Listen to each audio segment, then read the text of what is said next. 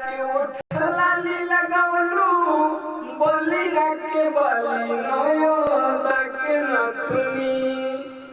अरे यारा के उठलाली लगवलू बोलिया के बली नयो तक नथुनी।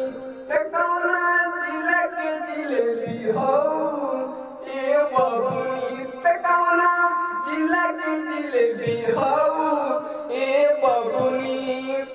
अरे पटना के पानी जवानी पझल के मलमलिया के हाडू खटा मलमल के।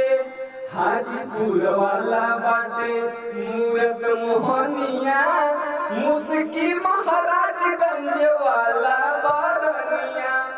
अरे बक्सर के बिंदिया सटलू चंपारण के चश्मा होला गेलू सुनरी। अरे बक्सर के बिंदिया सटलू चंपारण के चश्मा होला गेलू सुनरी।